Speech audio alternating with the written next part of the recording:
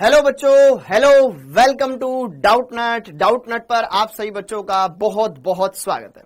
उम्मीद है आप सभी अपने घरों पर एकदम स्वस्थ हैं, मस्त हैं और बढ़िया से एकदम तंदुरुस्त हैं। आशा करता हूं सभी अपने घरों पर एकदम स्वस्थ हैं। बेटा गुड आफ्टरनून जी, गुड आफ्टरनून। अरे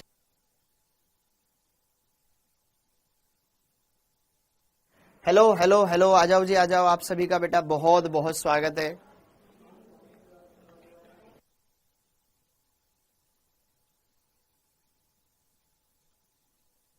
ओके, आ जाइए बेटा, आप सभी का बहुत बहुत स्वागत है। सब बच्चों का बहुत बहुत स्वागत है। सभी आ जाइए बढ़िया से, अच्छे से। ठीक है, आ जाओ। गुड आफ्टरनून बेटा, गुड इवनिंग, गुड इवनिंग। कैसे हो आप सब? Good evening. आ जाइए जी, आ जाइए। आप सभी का बहुत बहुत स्वागत है। गुड इवनिंग बेटा, गुड इवनिंग। अभी जस्ट छोड़ा है क्या सर ने? ओके, ठीक है। हाँ जी। तो यार अब मुझे पता नहीं था, मैंने टाइम पे स्टार्ट कर ली अपनी क्लास। ठीक, ओके। अब सही है। ठीक है, ओके। बहुत बढ़िया बेटा, बहुत बढ़िया। हाँ जी, ओके। तो आप सभी का बेटा एक बार फिर से बहुत बहुत स्वागत है आज के इस क्लास में, जहां पर आज हम स्टार्ट करने वाले हैं इस चैप्टर का लेक्चर नंबर 5।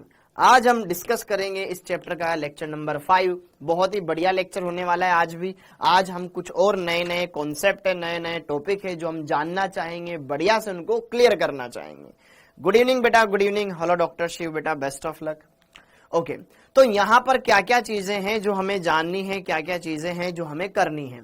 ओके, तो अभी तक इस चैप्टर में हमने परिचय देख लिया, व्युत्पन्नों का वर्गीकरण देख लिया, नामकरण देख लिया। नामकरण में आपको ऑलरेडी मैंने पढ़ाई रखा है, बस आपको थोड़ा सा सामान्य नाम पता होना चाहिए। Methyl, ethyl, propyl, butyl, pentyl, ठीक है, आइसोपेंटिल, नियोपेंटिल, द्वितीयक ब्यूटिल, तृतीयक ब्यूटिल वगैरह वगैरह, आइसो, ये हम सब जानते हैं। ठीक है, हेलो एल्केनों के निर्माण की विधियां। अब हमने बच्चों इस चैप्टर में हेलो एल्केनों के निर्माण की विधियां देखी। हमने क्या देखा? एल्किल हैलाइड बनाना देख लिया है। ठीक है, अब हम पढ़ेंगे इनके भौतिक गुणधर्म, फिर बात करेंगे इनकी रासायनिक अभिक्रियाओं के बारे में।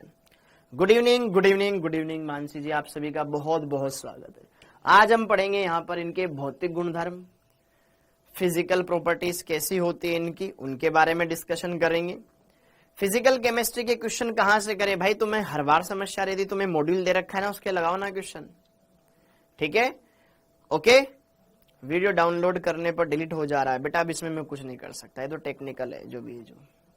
ठीक, अब सबसे पहले पिछली क्लास में क्या मैंने पढ़ाया था एक बार उसको रिवाइज कर लेते हैं। पिछली क्लास में क्या हमने देखा था एक बार उसको रिवाइज कर लेते हैं।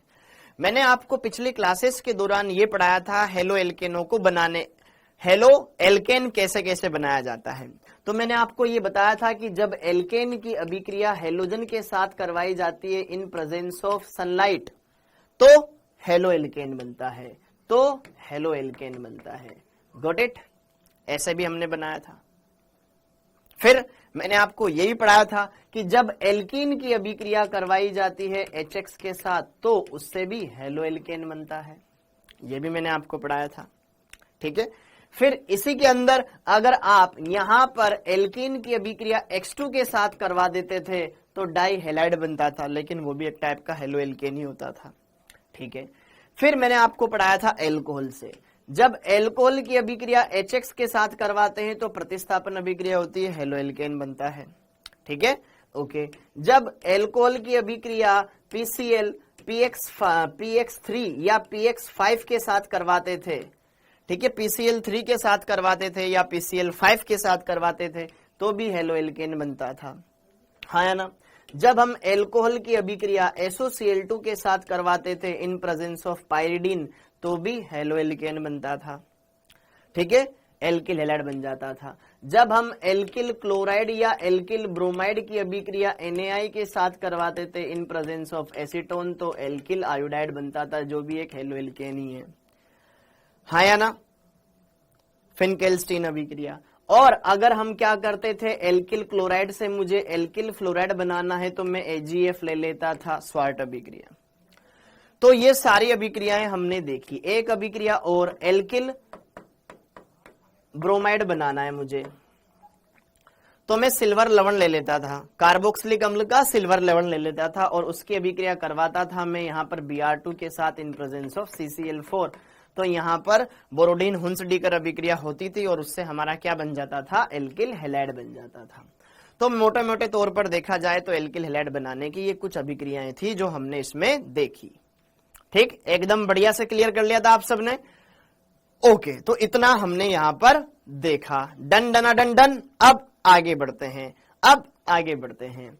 हाँ जी, सबसे पहले मैंने आपको कुछ होमवर्क दिया था। आइए उनके क्वेश्चंस को डिस्कस करते हैं। पहला क्वेश्चन ये था बेटा कि यार एक एल्कीन थी जिसकी अभिक्रिया हमने HBr के साथ करवाई थी इन प्रेजेंस ऑफ पेरोक्साइड।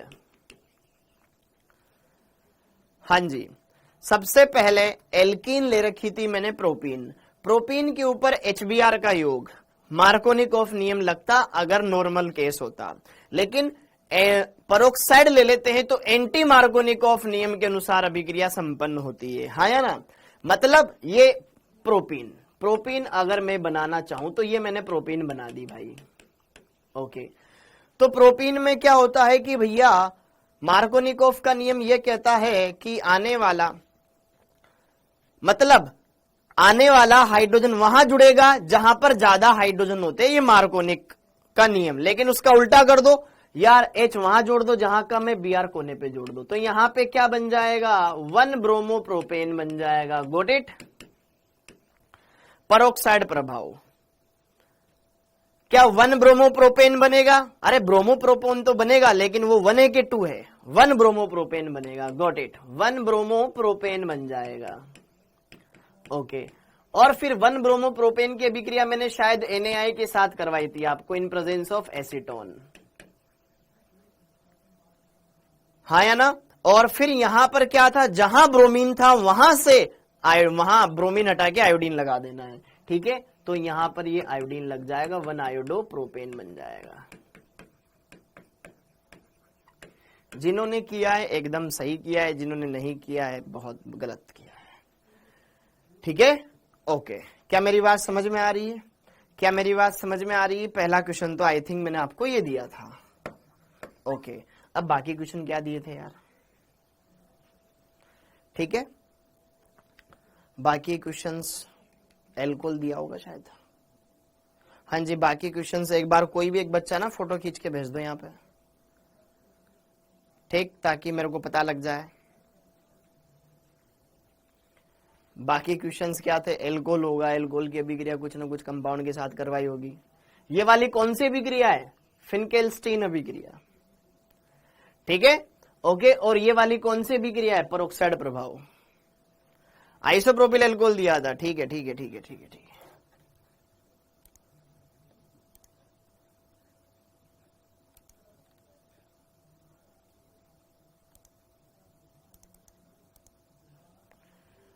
हाँ जी, ठीक। दूसरा क्वेश्चन, आइसोप्रोपिल एल्कोहल दे रखा है, इसकी अभिक्रिया करा रखी HCl प्लस निर्जल ZnCl2। ओके, तो यहां पर क्या होगा बेटा, यहां से OH निकलेगा H प्लस के साथ मिलकर के, और जिससे क्या बना देगा, कार्ब धनायन बना देगा। याद रखना है, मैकेनिज्म क्लियर होनी चाहिए दिमाग में कि यार यहां से H प्लस आता है, वो ऑक्सीजन का लोन पेयर लेकर के H2O के रूप में उसको निकाल देता है, इस कार्बन पे धनावेश आ जाएगा, वहीं पे Cl जाके जुड़ जाएगा, आइसोप्रोपिल क्लोराइड बन जाएगा। ठीक है, वेरी गुड। इस बालिका ने अच्छा ब्यूटिल लिया था क्या? अच्छा, आइसोब्यूटिल लिया था। ओके, आइसोब्यूटिल लिया था भैया।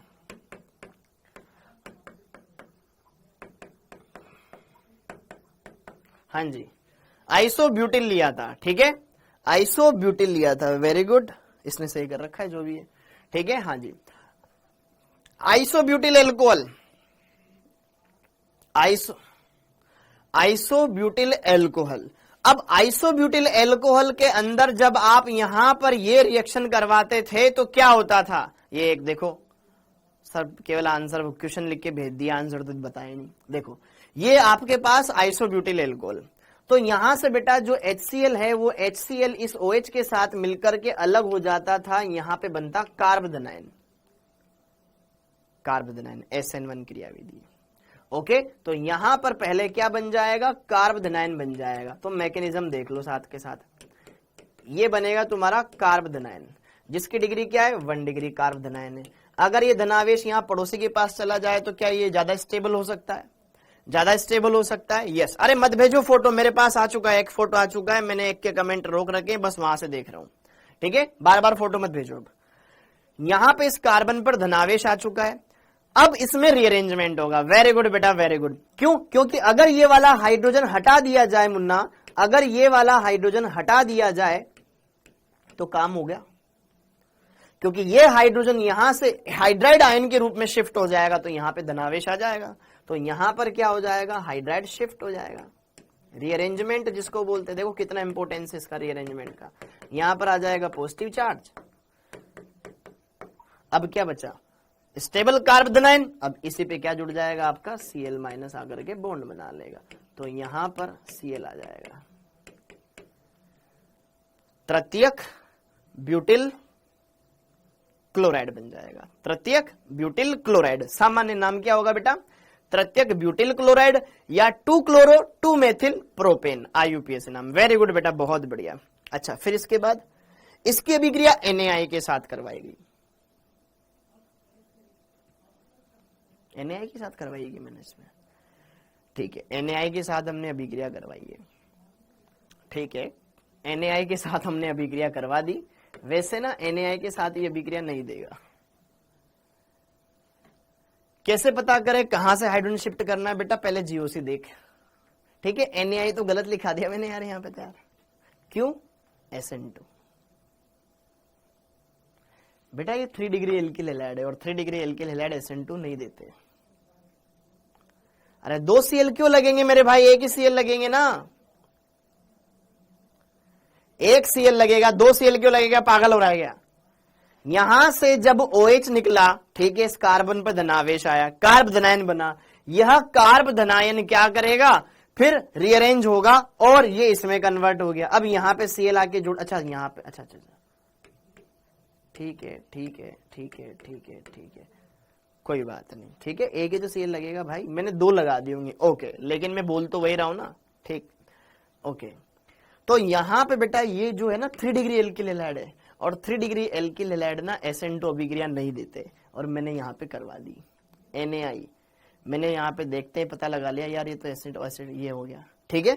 तो यहां पे लिखो कोई रिएक्शन नहीं, कोई अभिक्रिया नहीं,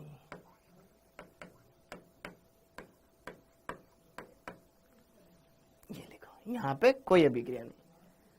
क्या चटिंग कर ली मैंने भाई, यहां पे कोई रिएक्शन नहीं, क्यों, क्योंकि ये है 3 डिग्री कार्बन और ये बन जाएगा आपके पास एक 3 डिग्री एल्किल हैलाइड।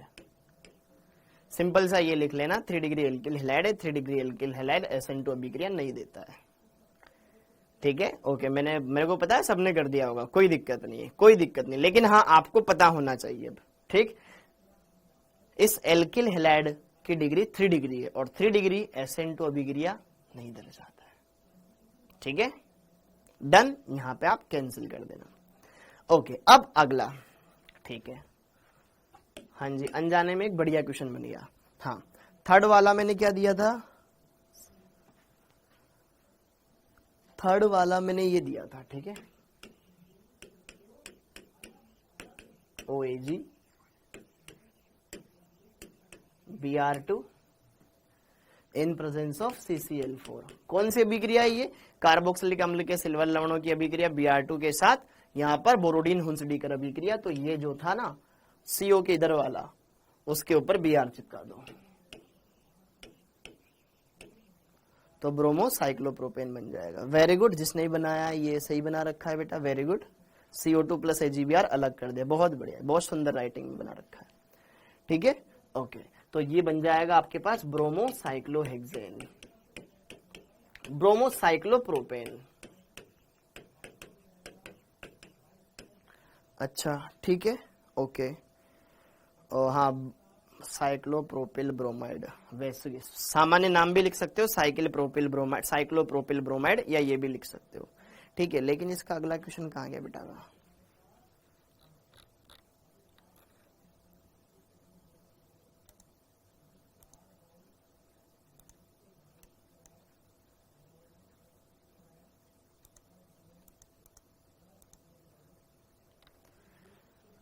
हाँ जी, क्लियर हो गया। अब इसके अलावा कोई और क्वेश्चन बचा हुआ है क्या? हाँ जी, इसके अलावा कुछ और क्वेश्चन अच्छा, फिर NaI से, अच्छा इसकी अभिक्रिया NaI के साथ करवा रखी है मैंने, इसकी अभिक्रिया NaI के साथ करवा रखी हो जाएगी क्योंकि ये 2 डिग्री है, ठीक है। ये 2 डिग्री का एल्किल हैलाइड है बेटा, यहाँ पे NaI के साथ अभिक्रिया करेगा, एसीटोन की उपस्थिति में NaI के साथ अभिक्रिया होगी, I वहां चला जाएगा, ये बन जाएगा, और NaBr बाहर, ये अभिक्रिया हो जाएगी, ठीक है, क्योंकि इस कार्बन की डिग्री 2 डिग्री है, ये 2 डिग्री एल्किल हैलाइड है, और 2 डिग्री एल्किल हैलाइड SN2 दे सकते हैं। हाँ जी, ओके। और एक लास्ट कंपाउंड और था, याद आया, ये, ठीक है, मेथिल साइक्लोब्यूटेन, वेरी गुड। अच्छा, इसकी अभिक्रिया मैंने Br2 के साथ करवा रखी है, इन प्रेजेंस ऑफ सनलाइट करवाई होगी फिर तो, ओके।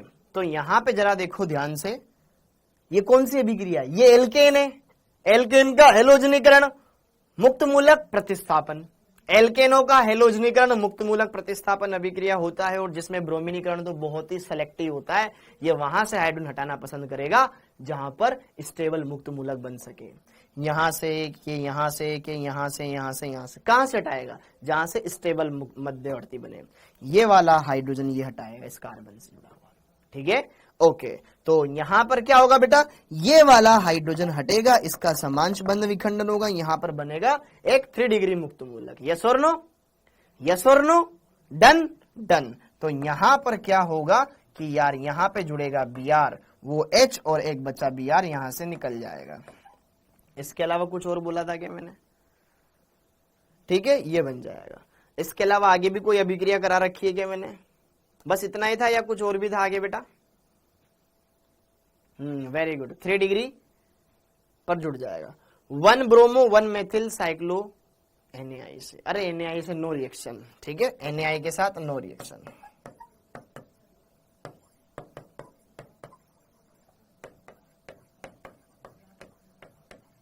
ये क्या है? एक 3 डिग्री एल्किल हैलाइड है, और ये कौन सी अभिक्रिया? SN2,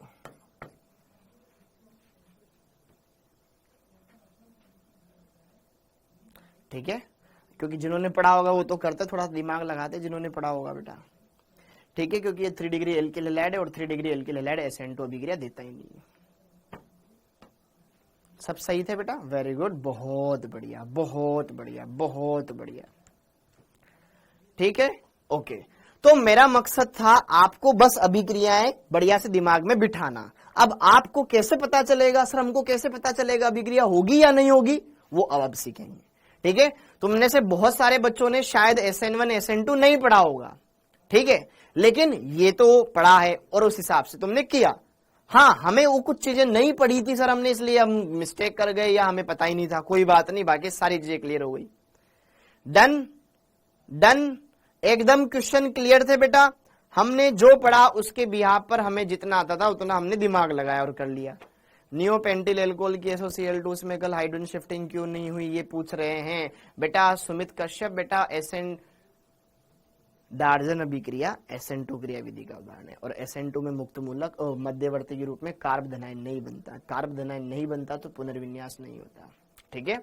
PCl3 PCl5 वाली और SOCl2 वाली ये सब SN2 क्रिया विधि से होती है, और SN2 में कोई मुक्त मूलक नहीं बनता, अभी बताऊंगा आज, ठीक।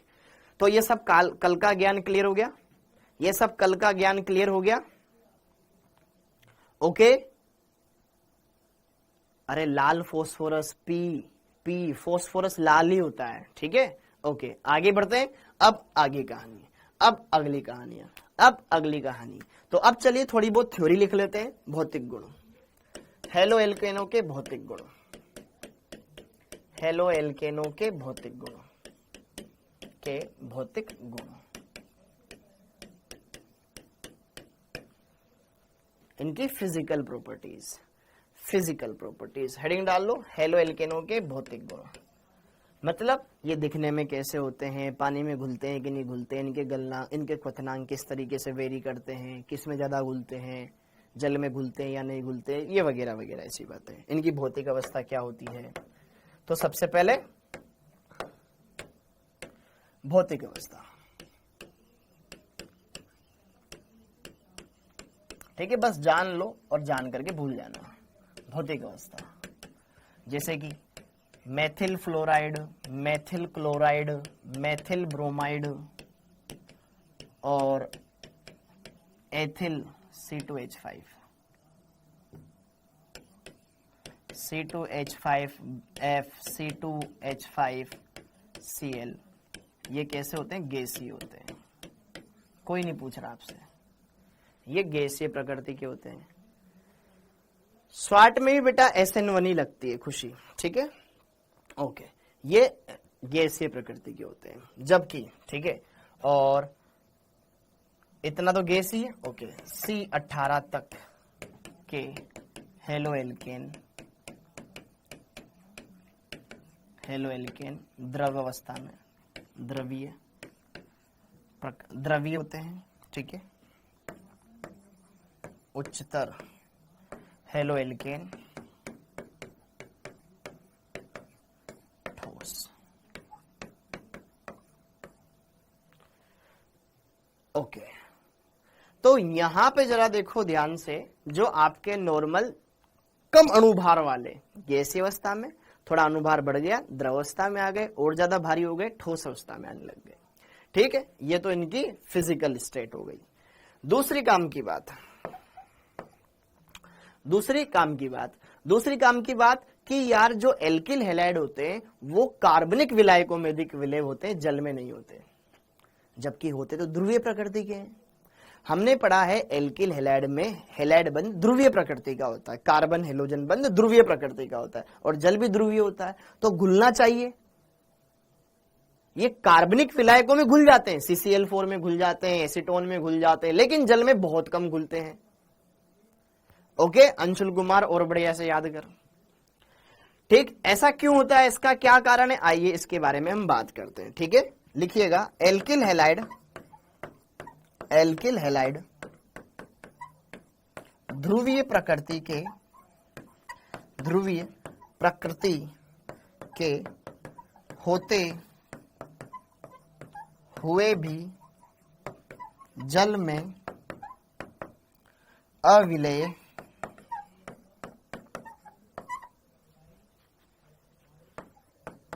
होते हैं, ठीक है। दुर्बल या फिर H बॉन्डिंग हाइड्रोजन बंधन अनुपस्थित होने के कारण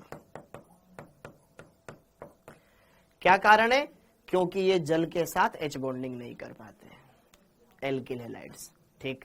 जो लिक्विड फॉर्म में होते हैं, अगर उनको जल में भी घोले ना तो घुलते ही नहीं है, due to absence of H bonding, due to absence of.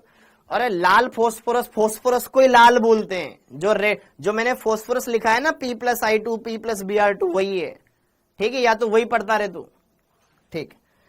H bonding absence होने की वजह से ये क्या करते हैं, वाटर मॉलिक्यूल के साथ H बॉन्डिंग नहीं कर पाते हैं, और H बॉन्डिंग नहीं कर पाएंगे तो उसके साथ सोल्यूबल नहीं होंगे। जैसे एल्कोहल को पानी में घोले तुरंत घुल जाता है, या पानी को एल्कोहल में घोले आराम से एक दूसरे में सोल्यूबल हो जाते हैं, जबकि ये चीजें नहीं हो पाएगी, ठीक, ओके। H बॉन्डिंग अनुपस्थित होने के कारण तो एल्किल हैलाइड ध्रुवीय प्रकृति के होते हुए भी जल में अविलय होते हैं, कार्बनिक विलायकों में विलय होते हैं, कार्बनिक विलायकों में विलय होते हैं, समझ आया, विलय होते हैं,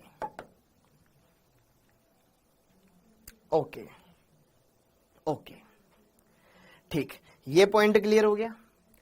अगला पॉइंट, कुछ बेसिक सी बातें हैं। अगला पॉइंट, थर्ड पॉइंट,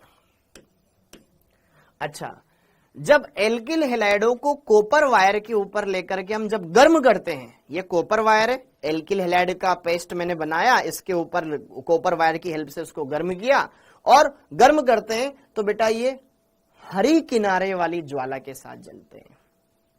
ये इनका परीक्षण भी होता है। जैसे कि मेरे पास ये कॉपर वायर है और यहां पर आगे थोड़ा सा मैंने इसको घुमा करके गोल कर रखा है, इसे मैंने एल्किल हैलाइड रखा हुआ है, लिक्विड फॉर्म में हो सकता है, ठीक है। तो जैसे हम इसको जलाते हैं तो ये ग्रीन एजेस फ्लेम के साथ जलता है, मतलब ऐसी आग जिसके किनारे कैसे हरे, ग्रीन एजेस फ्लेम, अरे मतलब ये ग्रीन किनारे से ग्रीन ग्रीन होती है, ऐसे इस टाइप से, ठीक है। ओके, तो आप यहां पे सिंपल सा इतना लिख लो, सिंपल सा इतना लिख लो, एल्किल हैलाइड, एल्किल हैलाइडों को कॉपर वायर के साथ, कॉपर वायर प्रयुक्त करके जलाने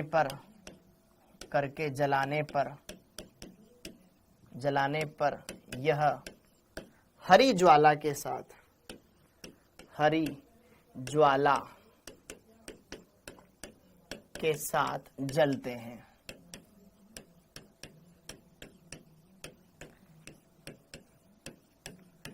बेलेस्टीन परीक्षण इसे कहा जाता है।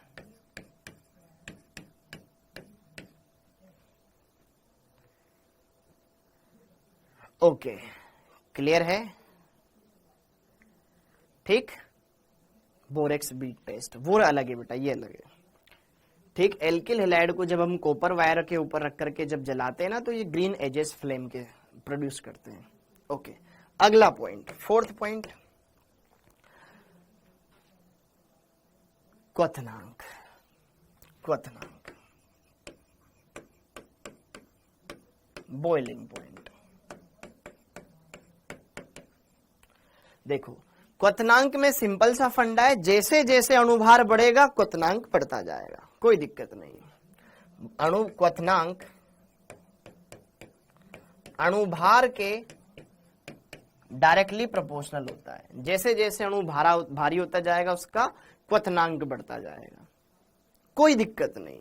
जैसे कि उदाहरण,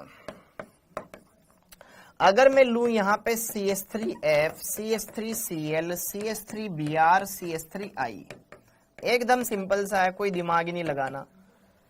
CH3 सब में कॉमन है, यहाँ फ्लोरीन है, क्लोरीन है, ब्रोमीन है, आयोडीन है, तो सबसे ज्यादा भारी तो वही हुआ ना, ठीक है। तो यहां पर बॉइलिंग पॉइंट सबसे ज्यादा इसका होगा। डंडना डंडन, स्वाट्स करवा दिया बेटा पुष्पेंद्र, ठीक है, एकदम सिंपल सा है, कोई ज्यादा ऐसा दिमाग का लोड ही नहीं है। हाँ जी, अगर समावयवी आ जाए तो फिर दिक्कत है समावयवियों में। अच्छा, पहला ये वाला उदाहरण समझ में आया, पहला उदाहरण। अब देखो दूसरा उदाहरण, यहां पे कार्बन समूह फिक्स था, एल्किल मतलब हेलोजन बदलता रहा। अब मान लो एल्किल समूह बदलता जाए, यहाँ पे मेथिल क्लोराइड ले लिया, यहाँ पे एथिल क्लोराइड ले लिया, यहाँ पर ब्यूटिल ले दिया, ठीक है। तो यहां पर अणुभार बढ़ता जा रहा है, तो ये भी बढ़ता जाएगा। कोई बड़ा सा तो था नहीं कुछ जो आपको लगना चाहिए अजीब सा, एकदम सिंपल है।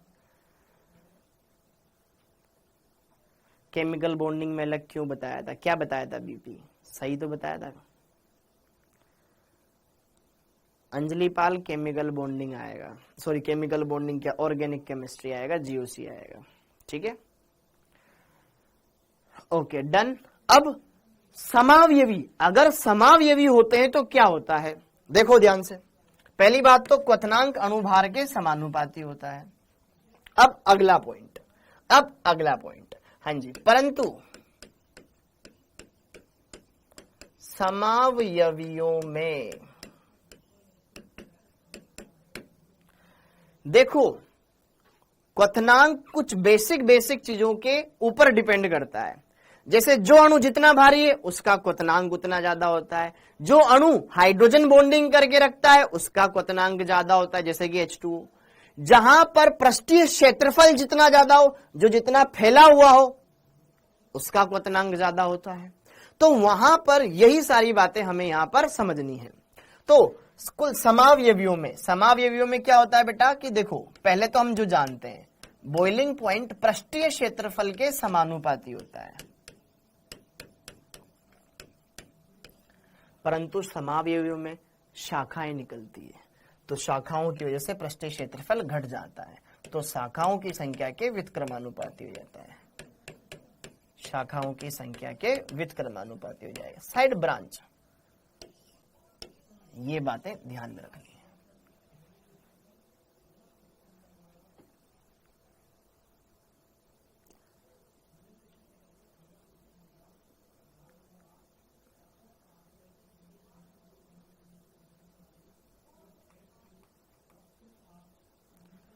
अरे मेरे भाई, कहां पे गलत लिख दिया?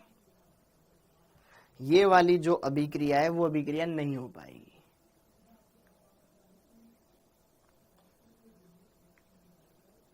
शायद दिमाग मत लगा, आधा पढ़ा हुआ है, पूरा पढ़ के आ, ठीक है? ओके, ठीक, ओके। तो जरा देखो ध्यान से, यहां पर इसी वजह से जो क्वथनांक होता है बेटा, क्वथनांक जो होता है, क्वथनांक समावयवियों के अंदर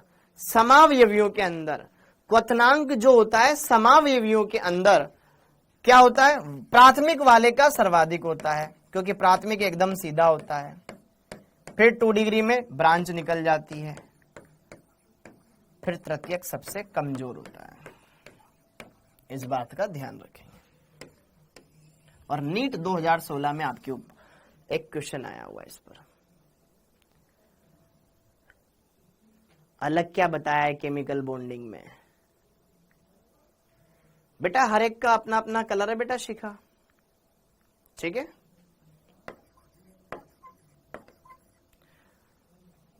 ओके, डन, ठीक है। तो प्राथमिक का सबसे ज्यादा, जैसे कि देखो एक क्वेश्चन करते हैं जो आपके नीट 2023 में आया है, सॉरी नीट 2016 में आया है।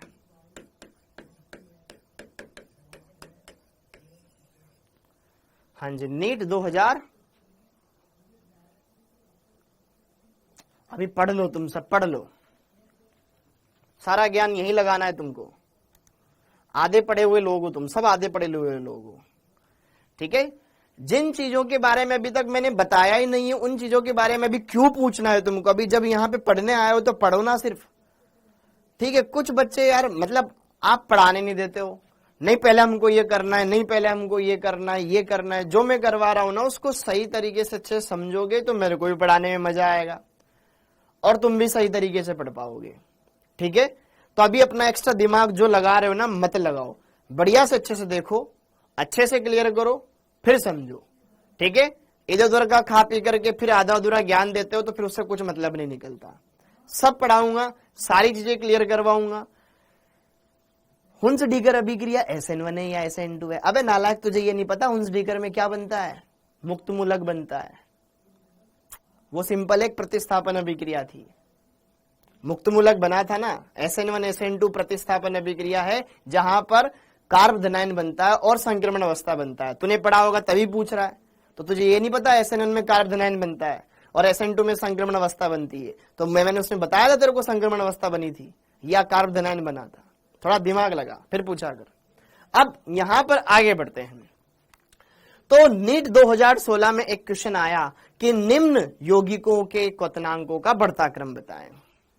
निम्न यौगिकों के क्वथनांकों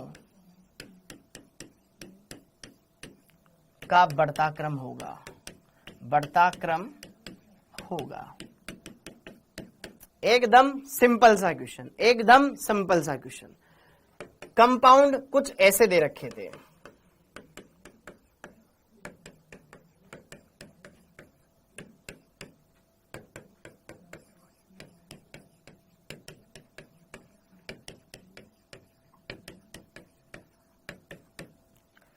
ओके, और एक थर्ड कंपाउंड।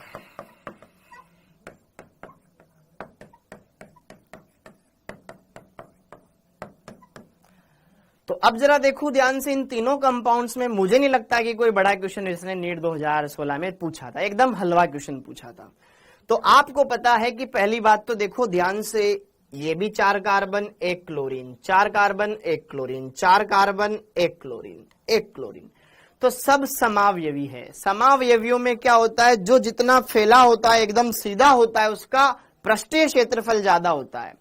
पृष्ठीय क्षेत्रफल ज्यादा होगा तो उसके अंदर पैकिंग अच्छी रहेगी। पैकिंग मतलब एक वलय, एक लेयर दूसरे लेयर के साथ अच्छी तरीके से चिपक कर रहेगी, हाँ या ना। जब अपन एक पेज पे आप गोंद लगाओ, उसको दूसरे पेज पे चिपकाओ, एकदम बढ़िया चिपकेगी। लेकिन अगर मान लो आपने एक पेज के ऊपर गोंद लगाया, अब दूसरे पेज के ऊपर थोड़े बहुत कंकड़ डाल दो, फिर चिपकाओगे तो उभरा हुआ आएगा ना, मतलब वो उसमें पैकिंग अच्छे से नहीं हो पाएगी, ठीक है। तो जब आप एक चीज को दूसरे के साथ, यहां पे क्या होता है, एल्किल हैलाइडों में इनकी परतें एक दूसरे के साथ चिपकी रहती है, एक लेयर दूसरे लेयर के साथ जुड़ी रहती है। तो जहां पर इफेक्टिव पैकिंग हो पाएगी उनकी इस मजबूती ज्यादा रहेगी। तो प्राइमरी में वो सबसे ज्यादा पाई जाती, फिर सेकेंडरी, टर्सरी में सबसे कम। यह तुम्हारे पास एक 1 डिग्री एल्किल हैलाइड, यह है आपके पास एक 2 डिग्री एल्किल हैलाइड, और यह है आपके पास एक 3 degree alkyl halide. Done, okay. तो यहां पर प्राइमरी का सरफेस एरिया सबसे ज्यादा है, तो बॉइलिंग पॉइंट एकदम चमका कि नहीं चमका, कि सर सेकंड होगा, फिर फर्स्ट होगा, फिर थर्ड सबसे लास्ट में होगा, ये इसका आंसर होगा। एकदम सिंपल सा क्वेश्चन, ऐसे क्वेश्चन आते हैं आपके, ठीक है मामला। तो ऐसे क्वेश्चंस आपको पूछे जाते हैं जिनका देखते ही आप जवाब दे सकते हो, कोई भी दिक्कत नहीं आएगी, ठीक।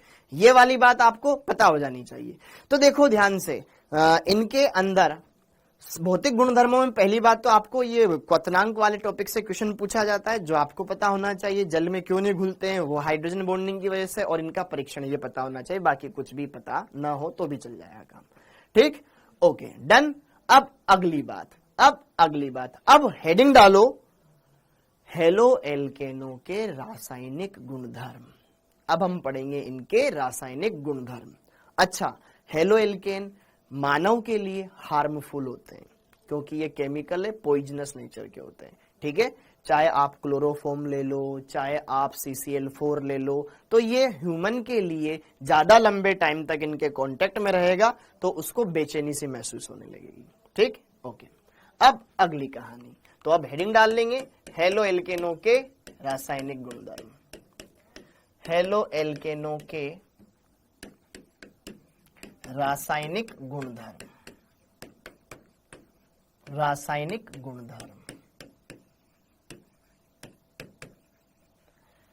हेलो एल्केनो के रासायनिक गुणधर्म। यहां पे जितने पूछना है, जो पूछना है, सारे डाउट तुम्हारे क्लियर हो जाएंगे, ठीक है, इंपॉर्टेंट है। मतलब हेलो एल्केन कौन कौन सी अभिक्रियाएं देते हैं उनके बारे में हम पढ़ेंगे।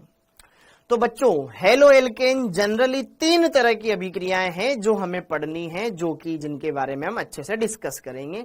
एक है प्रतिस्थापन अभिक्रिया, दूसरी है विलोपन अभिक्रिया, और तीसरी धातुओं के साथ क्रिया। ये 3 अभिक्रियाएं हैं जो हमको देखनी है। हाँ जी, फर्स्ट 1 by 1, सबसे पहले नाभिक स्नेही प्रतिस्थापन अभिक्रिया, नाभिक स्नेही प्रतिस्थापन अभिक्रिया, प्रतिस्थापन अभिक्रिया फर्स्ट, ओके। सेकंड विलोपन अभिक्रिया, नाम सुना होगा आपने, विलोपन अभिक्रिया, और थर्ड धातुओं के साथ क्रिया।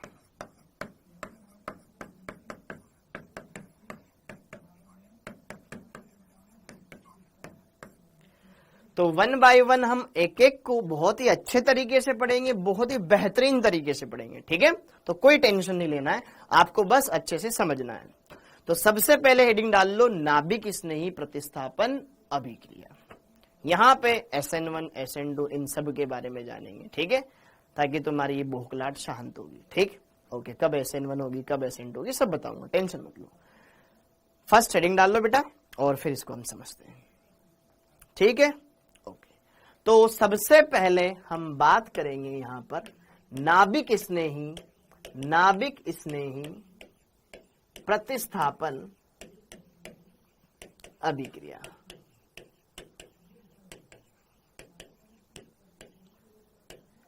नाभिक स्नेही प्रतिस्थापन अभिक्रिया। नाभिक स्नेही प्रतिस्थापन अभिक्रिया को इंग्लिश में क्या बोलते हैं?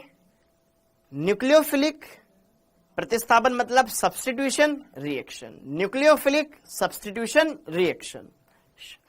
Nucleophilic substitution reaction. शॉर्ट में हम बोलेंगे बेटा जी इसको NSR। NSR NSR। अच्छा,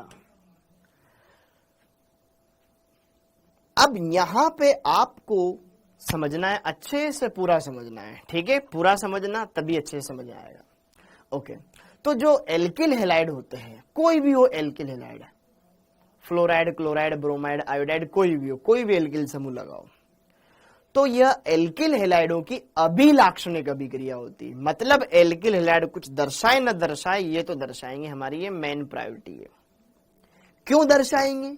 इसके पीछे कहानी क्या है कि यार जो एल्किल हैलाइड होता है उसमें कार्बन से जुड़ा होता है हेलोजन परमाणु, और यह बंध होता है ध्रुवीय प्रकृति का। इस पर आंशिक ऋणावेश, इसके ऊपर आंशिक धनावेश होता ही होता है। तो इस बंध में ध्रुवीयता है। जैसे इसको अपोजिट चार्ज मिलेंगे ये भागने लगेंगे उसकी तरफ और टूट जाएंगे। तो यहां से X माइनस निकलने के चांस बहुत ज्यादा होते हैं, और ये ऐसी अभिक्रियाएं दर्शाएगा। X माइनस जाएगा, जब एक माइनस जाएगा तो दूसरा आएगा, क्योंकि गरीब अगर तू जाएगा तो कोई और आएगा, हाँ या ना? हमारे पास धनावेश है, हम बुला लेंगे किसी को भी, ठीक? ओके, तो जब तो ये गया तो फिर यहाँ पे कोई दूसरा नाभिक स्नेही आके जुड़ेगा। तो क्या हुआ? नाभिक स्नेही ने प्रतिस्थापन कर दिया, Cl को हटा के खुद आके जुड़ गया। तो ये नाभिक स्नेही प्रतिस्थापन अभिक्रिया। तो यहां पर इसमें कुछ बेसिक बातें लिखेंगे, फिर समझेंगे, ठीक है? यह हेलो एल्केनों की अभिलाक्षणिक अभिक्रिया है।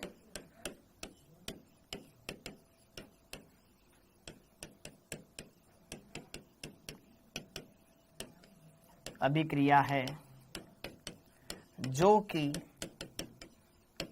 निम्न प्रकार होती है।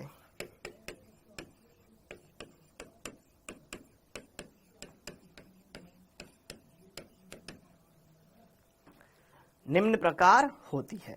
अब एल्किल हैलाइड या हेलो एल्केन को हम आमतौर पर RX से दर्शाते हैं। किससे दर्शाते हैं? RX से दर्शाते हैं। RX से दर्शाते हैं। Got it?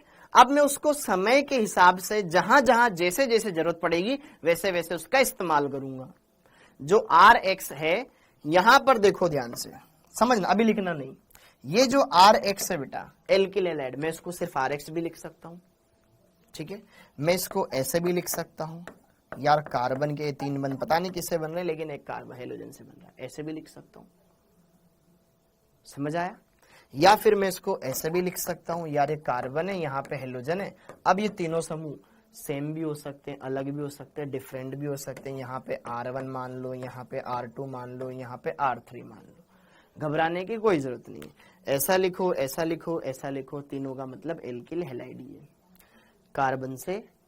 कार्बन से हेलोजन जुड़ रहा है, कार्बन से हेलोजन, कार्बन से हेलोजन, यहाँ कुछ भी लिखा हो बिल्कुल फर्क नहीं पड़ता हमको।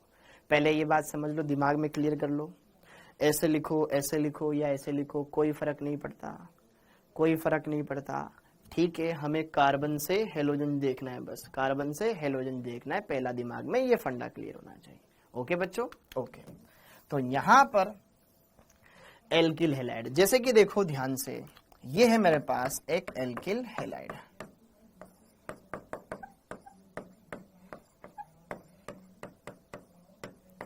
तो एल्किल हैलाइड पर किसका अटैक होगा?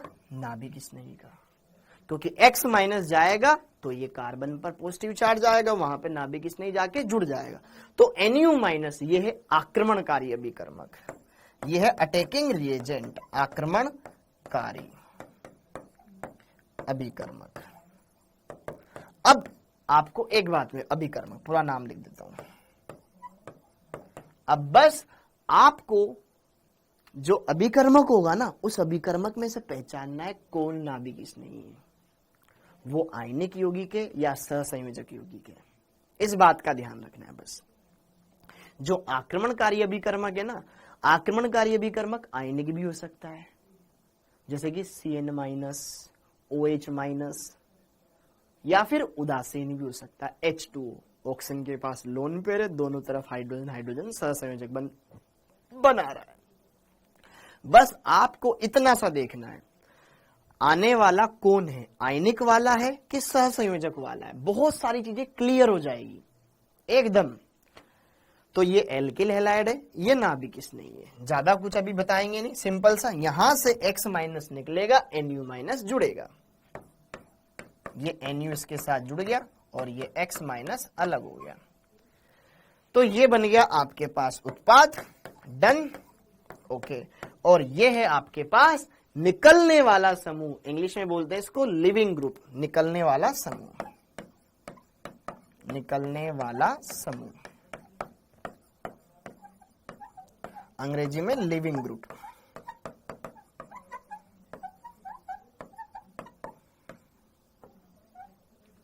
Leaving group.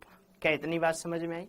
तो ये सिंपल से अभिक्रिया है कि भाई तू जाएगा तो ये आएगा, खत्म बात। तो अब यह अभिक्रिया दो प्रकार की क्रिया विधियों से संपन्न हो सकती है। इस अभिक्रिया के होने के दो तरह के मैकेनिज्म पॉसिबल है। इतना समझ में आया? ओके। तो यहां पे लिखेंगे, इसको लिखने के बाद उपरोक्त अभिक्रिया निम्न दो प्रकार से संपन्न हो सकती है, संपन्न हो सकती है। Got it? अब वो कौन कौन से दो प्रकार है, तो जिसका आप सब कर रहे थे बेसब्री से इंतजार, पेश है आपके सामने SN1 और SN2 कुमार। ठीक, ओके। तो पहला है बच्चों, अच्छा यहां पे A डाल दिया था तो यहां पे डाल देते हैं first.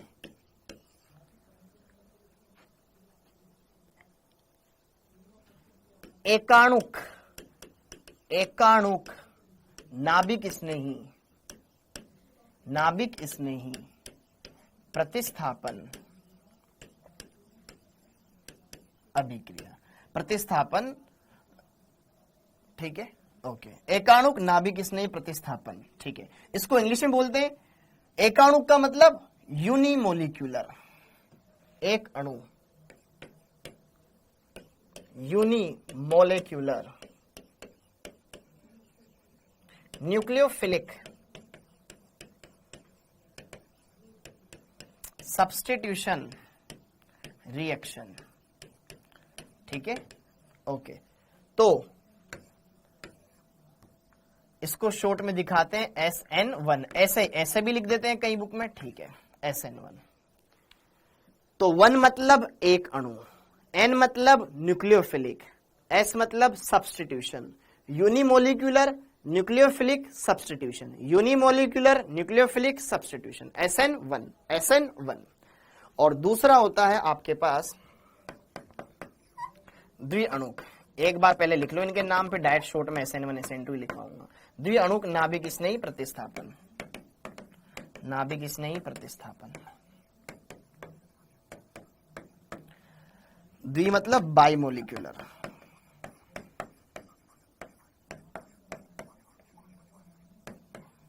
Nucleophilic substitution reaction, SN2। दो मतलब बाइमोलिक्यूलर न्यूक्लियोफिलिक सब्स्टिट्यूशन। ठीक है, एक है SN1, एक है SN2। तो ये जो रिएक्शन है बेटा, इस रिएक्शन के होने के दो तरह के केस पॉसिबल हो सकते हैं। कब कौन सा लगाएंगे, कब कौन सी अभिक्रिया हो सकती है, कब कौन सी नहीं हो सकती, सारी बातें यहीं से पता चलेगी। तो आपको एकदम बढ़िया तरीके से समझना है, अधजल गगरी छलकत जाए वैसा प्रदर्शन नहीं करना है।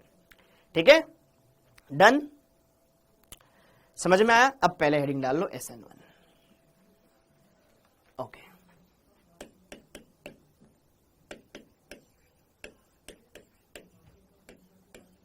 SN1 क्रियाविधि,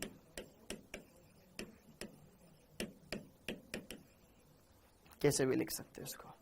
हाँ जी, SN1 क्रियाविधि। ओके, माना उपरोक्त अभिक्रिया SN1 क्रियाविधि द्वारा संपन्न होती है तो क्या होगा SN1 में, सारी बातें देखेंगे। ठीक है, ओके। माना जैसे कि हमारे पास ये अभिक्रिया थी, फटाफट से लिख लो, क्या ही दिक्कत है।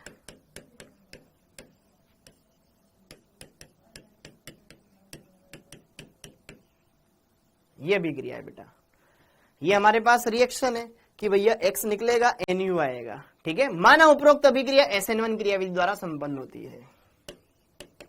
माना उपरोक्त रिएक्शन SN1 क्रियाविधि द्वारा संपन्न होती है।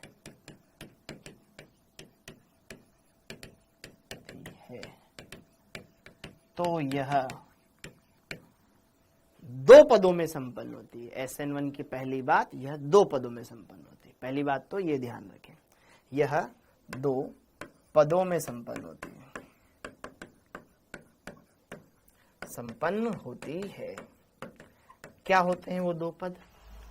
पहला पद, स्टेप नंबर 1, पहला पद कार्बधनायन का निर्माण, कार्बधनायन का निर्माण। जैसे आप घर से कहीं बाहर जा रहे हो, तो घर से जैसे बाहर जाओगे घर खाली। ठीक है, ओके। तो स्टेप फर्स्ट होगा कार्बधनायन का निर्माण या फिर लिविंग ग्रुप का निकलना। तो पहला स्टेप होता है कार्बधनायन का निर्माण, कार्बधनायन का निर्माण। अब कार्बधनायन का निर्माण कैसे होगा भैया कि यार ये जो X है, इस X के अंदर ये जो कार्बन हेलोजन बंध है, हेलोजन की विद्युत ऋणता ज्यादा है, इस बंध के दोनों इलेक्ट्रॉन X लेकर के अलग हो जाएगा और इस पे ऋणावेश आ जाएगा और बचा क्या? कार्बधनायन। कार्बधनायन, कार्बन जिस पर धनावेश है, कार्बधनायन का संकरण क्या होता है? sp2। तो कार्बधनायन बन गया। ऐसे बना, चलो ऐसे बना देता हूं, कार्बधनायन, ये कार्बधनायन बन गया मध्यवर्ती।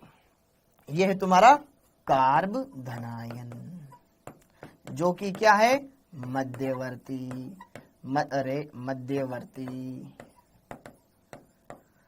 मध्यवर्ती है, नॉर्मल कार्बधनायन है, पुनर्विन्यास संभव है। ठीक है, पुनर्विन्यास संभव है, पुनर्विन्यास संभव है। ओके, तो जब एल्किल हैलाइड में से हैलाइड निकल जाता है तो कार्बधनायन बनता है और यह पद धीमा पद होता है, धीमा पद होता है। और धीमा पद ही अभिक्रिया के वेग को डिसाइड करता है। ये क्या है? वेग निर्धारक पद। शॉर्ट में मैं लिखूंगा इसको RDS। क्या लिखूंगा? RDS। हर जगह RDS लिखूंगा अब आने वाले लेक्चर्स में, ध्यान रखना। RDS, RDS का मतलब क्या होता है बेटा? ऊपर छत पे लिख लो, rate determining step, rate determining step, rate determining step. Hindi में क्या बोलते हैं? वेग निर्धारक पद। ठीक है, तो अपने आने वाले जितने भी लेक्चर्स रहेंगे मैं कहीं भी बताऊंगा तो RDS, RDS का मतलब रेट डिटरमाइनिंग स्टेप, वेग निर्धारक पद। ओके सर, धीमा पद ही क्यों वेग निर्धारक होता है? आइए इसके बारे में बात करते हैं। एक उदाहरण देता हूं बढ़िया सा और फिर इस उदाहरण से समझेंगे। सर, धीमे पद पे अभिक्रिया का वेग कैसे डिपेंड करता है? देखो ध्यान से, उसके बारे में आपको यहां पे बताता हूं। यह है बेटा नदी और यह है ब्रिज।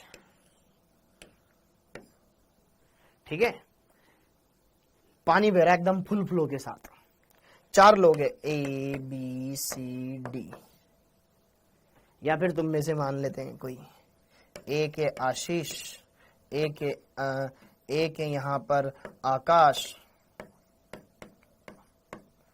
आकाश, ठीक है, और एक है यहां पर दिनेश, और एक है यहां पे कोई पीयूष, ठीक है। 4 दोस्त हैं। ओके, अब इस ब्रिज पर क्या है, इस ब्रिज की कंडीशन है, ब्रिज एकदम खत्म सा हो रहा है भैया। इस ब्रिज पर 2 ही आदमी जा सकते हैं एक साथ। इस ब्रिज का ये है कि इधर से उधर जाएंगे तो 2 आदमी जा सकते हैं, 2 से ज्यादा नहीं जा सकते। तो वह न्यूनतम समय बताओ जिसमें सारे के सारे इधर से उधर जाएं। तो बता सकते हो बेटा, बता सकते हो?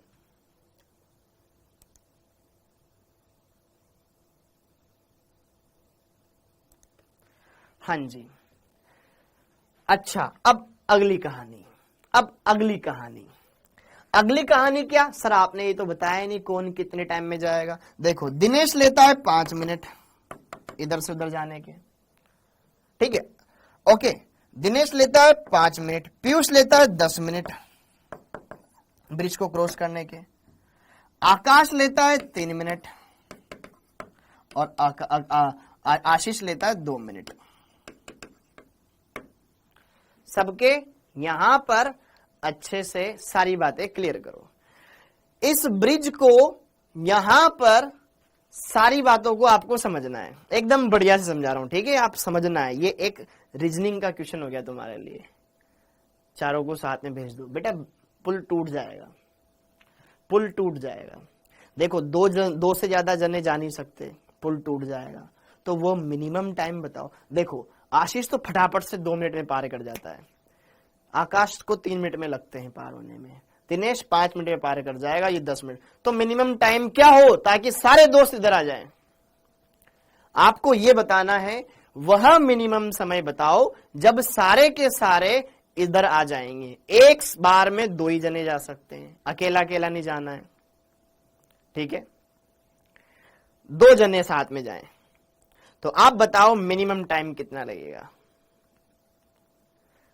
एरोप्लेन को 13 मिनट, 11 मिनट, 12 मिनट, कुछ का 10 मिनट आ रहा है, कुछ का 5 मिनट आ रहा है।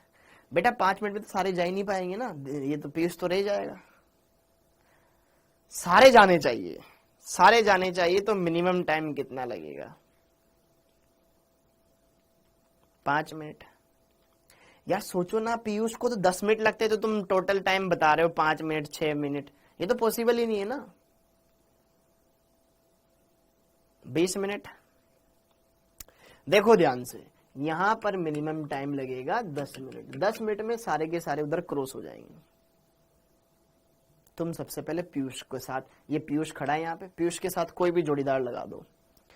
पीयूष के साथ आप दिनेश को भेजो 10 मिनट। 10 मिनट में सारे कंप्लीट पहुंच जाएंगे। पीयूष और दिनेश गए, पीयूष 5 मिनट में आधे रास्ते में पहुंचा, दिनेश साथ साथ निकल गया, खत्म। अभी भी ब्रिज पर 2 जने जा सकते हैं, तो अब इनमें से कोई भी एक आकाश को भेज दो, दिनेश चल ही रहा है, दिनेश 3 मिनट में जहां पहुंचेगा वो तो पार ही कर जाएगा। फिर अभी भी 2 मिनट बच रहे दिनेश के पास, ठीक है, और आकाश को बुला लेगा, तुरंत पार कर जाएगा। तो यहां पर सबसे जो धीमा है उसके ऊपर कि यार मिनिमम से ज्यादा इस ब्रिज को पार करने में 10 मिनट लगते हैं, तो इसको चढ़ा दो, इसको यहां पर क्लियर करवा सकते हैं। क्या मेरी बात समझ में आई? एकदम समझ में आया आपको कि यार बस आपको यहां पे देखो, इन 2 को साथ में लेके चलना है। तो भैया इसके ऊपर डिपेंड करेगा मामला, जो सबसे धीमा है, ठीक है, तो इसका ध्यान रखना पड़ेगा। तो यहां पर जो अभिक्रिया का वेग है ना, धीमे पद के ऊपर डिपेंड करता है। जैसे कि मान लो यहां पर 2 स्टेशन है, जयपुर और दिल्ली। जयपुर और दिल्ली के बीच की डिस्टेंस है 250 किलोमीटर। सपोज करो 250 किलोमीटर की स्पीड, 250 किलोमीटर दोनों के बीच में डिस्टेंस है। राजधानी 2.5 घंटे में पहुंचा देती है। एक normal train, express normal train, वो लेती है 4 घंटे। तो आप एवरेज टाइम किसके हिसाब से बताओगे? राजधानी के हिसाब से बताओगे कि जो एवरेज ट्रेन के हिसाब से बताओगे? यार एवरेज जल्दी आने वाला तो कितना भी जल्दी जा सकता है ना, कि यार यहां से तो वो तो बहुत जल्दी चला जाता है, लेकिन मिनिमम इतना टाइम तो लगता ही लगता है भाई। कि यहां से वहां जाने का मिनिमम इतना टाइम लगता है अगर कोई दिक्कत ना आए तो वही बात है कि जयपुर से दिल्ली जाने के 250 किलोमीटर राजधानी अगर 2.5 घंटे में कंप्लीट कर लेती है तो इसका मतलब नहीं है कि आप भी 2.5 घंटे में कंप्लीट कर लो।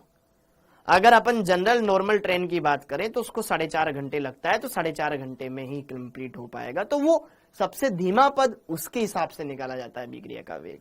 तो वही बात यहां पर थी। ठीक है, तो एक रीजनिंग वाला क्वेश्चन तुम्हारे दिमाग को दौड़ाने के लिए।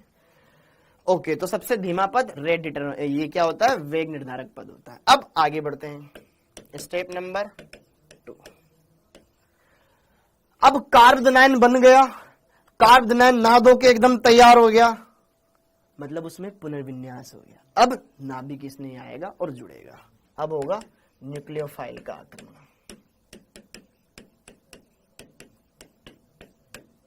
तो ये कार्बोनाइन, इसके पास खाली कक्षक, नाभिक इसने यहां आया, इसमें रीअरेंजमेंट हो गया, फटाक से जुड़ जाएगा और ये होगा फास्ट, और यहां पर न्यूक्लियोफाइल आकर के जुड़ जाएगा, ये बन जाएगा प्रोडक्ट। क्या मेरी बात समझ में आई? समझ में आ गया? यही तो पहले ही हो गए। वेरी गुड बेटा, बहुत बढ़िया। तो देखो ध्यान से, जो नए बच्चे हैं उनको तो एकदम सिंपल सा नहीं लगाओ, लेकिन मैंने कोशिश करी है कि बढ़िया समझ सके, और जिन्होंने पढ़ा हुआ है बेटा ठीक है, तो अच्छे से क्लियर हो गया। ओके ठीक है, डन, इतना क्लियर हो गया। यही होती है आपके SN1 SN2 SN1 अभिक्रिया। अब SN1 के अंदर कुछ खास खास की पॉइंट्स है जो आपको देखने हैं। SN1 के अंदर कुछ खास खास की पॉइंट्स है जो आपको देखने हैं। हाँ जी, ओके, फीचर्स।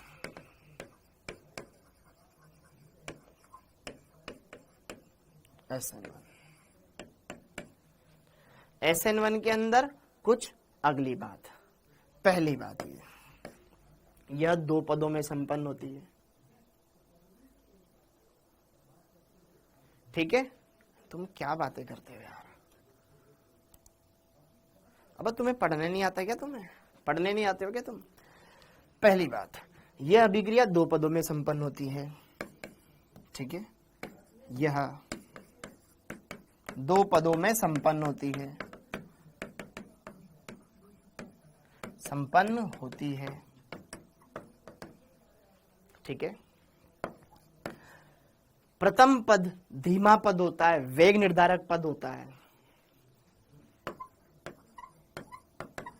प्रथम पद धीमा होता है, धीमा होता है, अतः यह RDS होगा,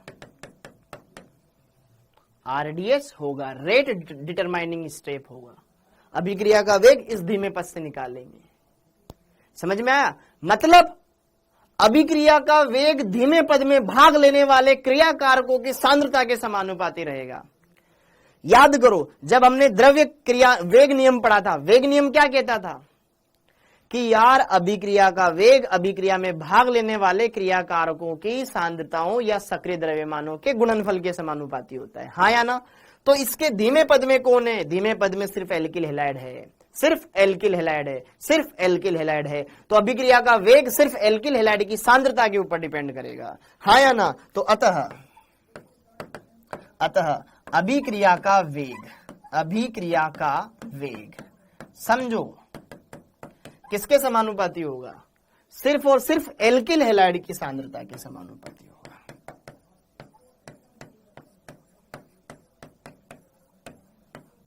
नाभिक इसने इसे हमको कोई लेना देना नहीं है। समझ में आया? ठीक है, हमने जटिल अभिक्रिया को हमने देखा कि ये जटिल अभिक्रिया है 2 हिस्सों में हो रही है। पहला पद धीमा है, दूसरा पद फास्ट है। फास्ट वाले से हमें मतलब ही नहीं है। तो यहां पे बेटा देखो ध्यान से, रेट ऑफ रिएक्शन समानुपाती हटेगा, क्या आ जाएगा? यहां पर क्या आ गया? ये एल्किल हैलाइड,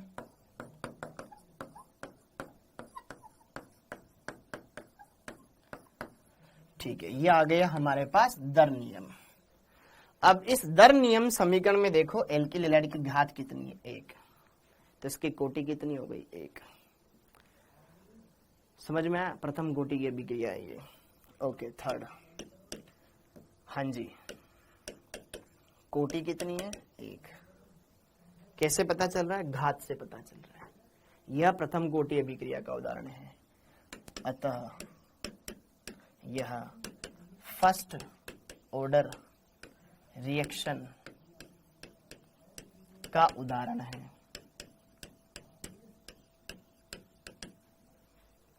हाँ जी, फोर्थ पॉइंट, धीमे पद में कितने अणु भाग ले रहे हैं? आणविकता, रासायनिक बलगतिकी में हमने पढ़ा था आणविकता, अणु संख्यक था, क्या होती थी? हमने पढ़ा था कि प्राथमिक अभिक्रिया में भाग लेने वाले क्रियाकारक अणुओं की संख्या आणविकता कहलाती है, क्योंकि जटिल अभिक्रिया तो एक से ज्यादा पदों में संपन्न होती थी, तो जटिल अभिक्रिया में आणविकता निकालने का कोई डायरेक्ट मेथड ना था नहीं, तो जटिल अभिक्रिया में जो सबसे धीमा पद होता था, तो ये है यहां पर इस अभिक्रिया का धीमा पद। इस धीमे पद में कितने अणु भाग ले रहे हैं? सिर्फ एक, तो आणविकता भी एक। तो इसकी आणविकता कितनी है? आणविकता मतलब अणुओं की संख्या कितनी है? एक। इसीलिए इसको एक अणुक बोलते हैं। समझ में आया? एक अणुक का मतलब एक अणु भाग लेता है धीमे पद में। ठीक है, ओके। आणविकता एक, अतः यह एकाणुक प्रतिस्थापन अभिक्रिया है, प्रतिस्थापन रिएक्शन है। अगली बात, पांचवा पॉइंट, प्रथम पद धीमा पद, धीमे पद में मध्यवर्ती बनता है, उस मध्यवर्ती को हम क्या बोलते हैं? कार्बोधनायन। ठीक है, प्रथम पद धीमा पद होता है, धीमा पद होता है जिसमें मध्यवर्ती के रूप में कार्बोधनायन का निर्माण होता है, कार्बोधनायन का निर्माण होता है। क्या मेरी बात क्लियर है? जो फर्स्ट स्टेप होता है वो स्लो स्टेप होता है, और स्लो स्टेप के अंदर क्या बनता है? कार्बोकेटायन का फॉर्मेशन होता है, और कार्बोकेटायन एक इंटरमीडिएट है, और हम केमिस्ट्री में एक बात जानते हैं, stable the intermediate, faster the reaction. हाँ या ना? ओके, अच्छा। जिसमें पुनर्विन्यास संभव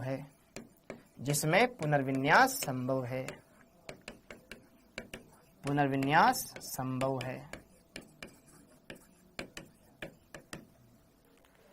ओके। तो यहां पर अभिक्रिया का वेग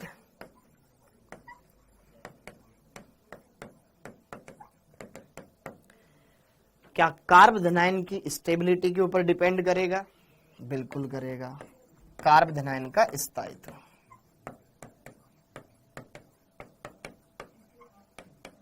स्थायित्व देखना पड़ेगा सर।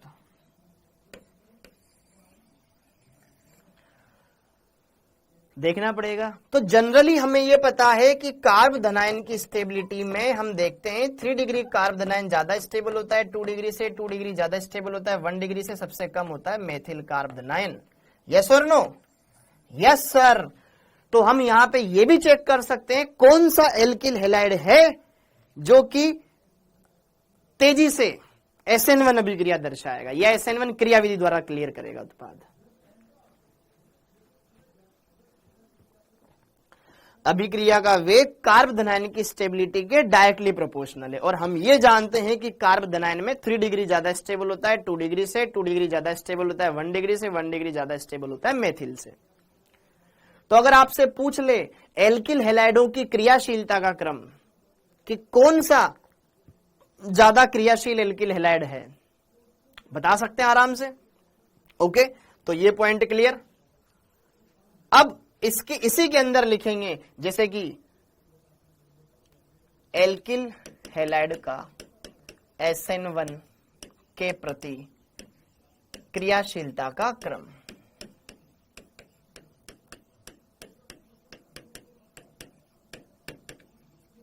क्योंकि हमको पता है 3 डिग्री वाला ज्यादा स्टेबल कार्बोधनायन बनाएगा तो उसकी क्रिया करने की दर भी ज्यादा रहेगी। बोलो, ठीक है। तो यहां पर अगर मैं सिंपल सा तुम्हें बोल दूं जैसे कि मेथिल क्लोराइड ले लूं, मेथिल क्लोराइड से ज्यादा क्रियाशील एथिल क्लोराइड SN1 के प्रति, फिर उससे ज्यादा क्रियाशील आइसोप्रोपिल क्लोराइड,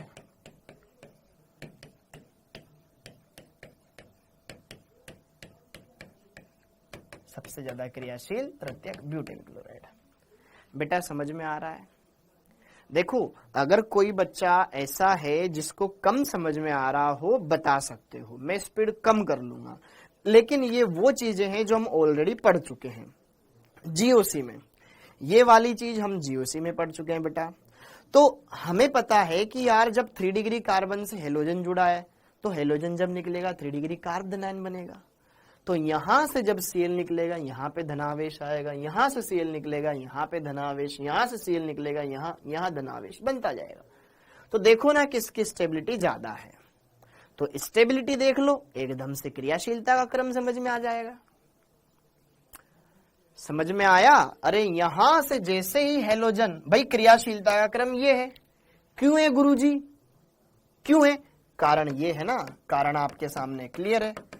कार्बोनाइन का स्तर है, तो जिसको नहीं पता है वो लिखे, बाकी जिसको पता है, जो चीजें जरूरी नहीं हो मत लिखो कि ये तो हम जानते हैं, मत लिखो, कोई दिक्कत नहीं। ठीक है, यहां पर ये मेथिल है, मेथिल से ज्यादा स्टेबल एथिल है। शॉर्ट में लिख दूं? अच्छा नहीं लिखते ना यार। CH3 पॉजिटिव, धनावेश लगाना है क्योंकि मेरे को। CH3 CH2 पॉजिटिव, फिर यहां पर ये CH3 CH पॉजिटिव, सबसे ज्यादा स्टेबल होता है ये। देखो जीओसी काम आ रही है कि नहीं आ रही है आपकी? आएगी, पूरी ऑर्गेनिक में काम आएगी। ठीक है, ये 3 डिग्री कार्बोनाइन, ये 2 डिग्री कार्बोनाइन, ये 1 डिग्री कार्बोनाइन क्योंकि एक ही कार्बन से अटैच डायरेक्ट, ये मेथिल कार्बोनाइन। एकदम सिंपल है, आराम से कर सकते हो। ये बात हमको समझ में आई। अच्छा, तो हमने देखा अभिक्रिया का वेग कार्बोनाइन की स्टेबिलिटी के समानुपाती होता है। हेलोजन निकलेगा, कार्बोनाइन बनाएगा। अब सर मान लो हेलोजन निकलेगा तो कार्बोनाइन बनेगा, लेकिन मान लो सर हेलोजन अलग अलग हो, एल्किल समूह सेम हो, तो क्रियाशीलता का क्रम कैसे देखेंगे? तो भी बता रहा हूं। ठीक है, ये यहां पे देखा Rx का SN1 के प्रति क्रियाशीलता का क्रम। अच्छा, ये वाला समझ में आया सबको? बोर्ड पे जो मैंने बताया पूरी ऑर्गेनिक एकदम सिंपल है, एकदम फिंगर टिप्स पे आएगी आपके, बस आपको ढंग से पढ़ना है। अगला, हाँ जी, सेम इस तरीके से Rx की SN1 के प्रति क्रियाशीलता, अगर अलग अलग दे रखे हो तो के प्रति क्रियाशीलता।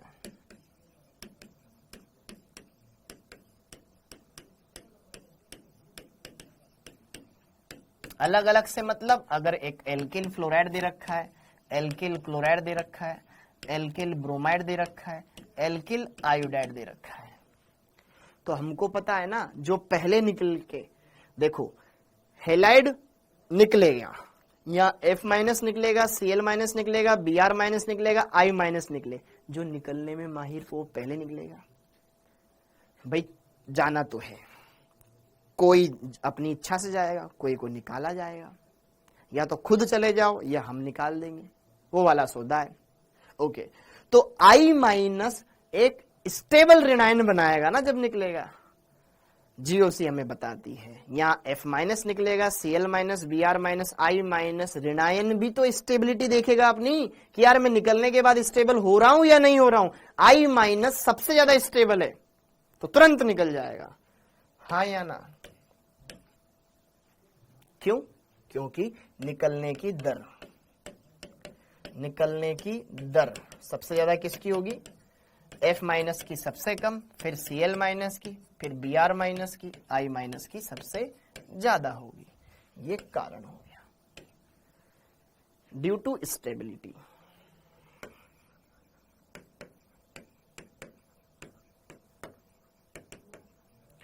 कोई भी लाइन में कोई शक हो, दुविधा हो, कष्ट हो, पीड़ा हो, समझ सकते हो। डन क्या मामला बच्चों? ठीक है, ओके, ठीक। ये बात भी हमने देख ली। अब अगली कहानी, कार्बोदनायन के बारे में बात कर लिया, कोटि के बारे में बात कर लिया, आणविकता के बारे में बात कर लिया, मध्यवर्ती के बारे में बात कर लिया, पदों के बारे में बात कर लिया। अब अगली कहानी, विलायक कौन सा लिया जाए। अच्छा रुको, आगे बढ़े उससे पहले कुछ और, आगे बढ़े उससे पहले कुछ और, ठीक है। कुछ हेलोजन व्युत्पन्न प्रतिस्थापन अभिक्रिया नहीं देते, कौन से हैं सर वो कुछ, उनके बारे में बताओ। देखो हाँ जी, इसी के अंदर कुछ हेलोजन व्युत्पन्न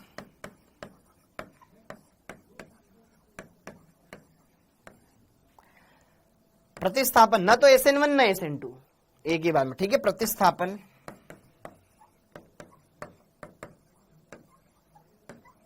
अभिक्रिया नहीं देते हैं। कौन से यार, एल्किल हैलाइड ना, इनके बराबर नहीं। एल्किल हैलाइड ये ऐसा नहीं होना चाहिए। देखो अच्छा, ऐसे नहीं लिखते हैं अपन, ऐसे नहीं लिखते हैं, ऐसे देखो, कुछ हेलोजन व्युत्पन्न प्रतिस्थापन अभिक्रिया नहीं देते हैं। सर कौन से,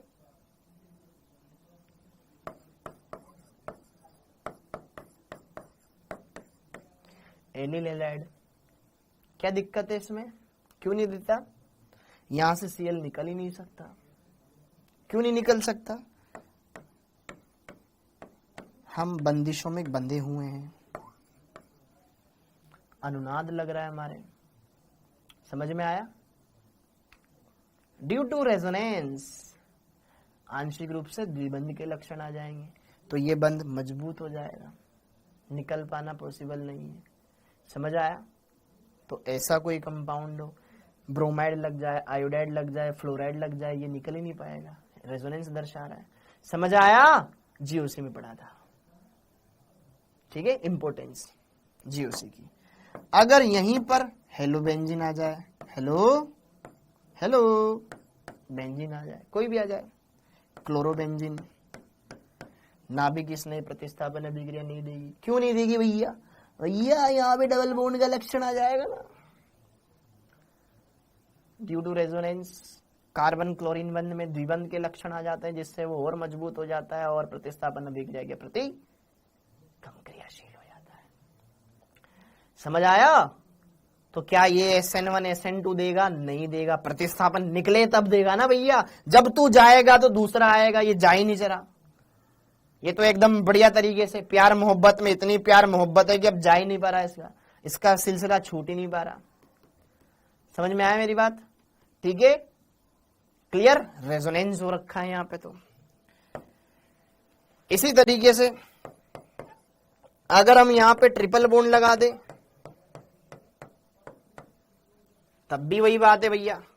यहां पे जरा देखो ध्यान से, डबल सिंगल ट्रिपल, अरे पाई बंद है ना, संयुग्मन होगा यार मेरे भाई। तो यहां पर भी इसका रेजोनेंस है, द्विबंध के लक्षण है, नहीं निकल सकता, मजबूती है वहां पे।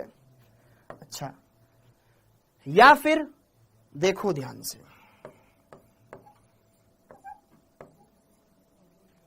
ओके, मैंने आपको शायद कभी तो पढ़ाया होगा, चलावयुता में पढ़ाया होगा, ये वाले कार्बन क्या है, bridge head carbon, bridge head carbon, Bredt's rule. याद, एक बार थम्सअप दे देना, मैंने आपको ब्रेट्स रूल पढ़ाया है बेटा, चलावयुता वाले टॉपिक में ब्रेट्स रूल पढ़ाया, एक बार थम्सअप दे देना। अच्छा पढ़ाया है। तो ब्रेट्स रूल क्या कहता था, ब्रिज हेड कार्बन sp2 हो तो वो अनस्टेबल होता है। तो अगर ब्रिज हेड कार्बन पर मैंने कोई हेलोजन लगा दिया, अनुनाद नहीं है, लेकिन जब तू जाएगा तो मैं sp2 हो जाऊंगा भैया, और मैं तो सेतु परमाणु हूं, sp2 हो जाऊंगा तो अनस्टेबल हो जाऊंगा। क्यों? क्योंकि सेतु परमाणु पर बंध कोण का तनाव बहुत ज्यादा हो जाएगा, तो ये भी नहीं देगा। ठीक है, यहां से इसका निकल पाना पॉसिबल नहीं है, क्योंकि ये वाला कार्बन sp2 में अस्थायी होगा।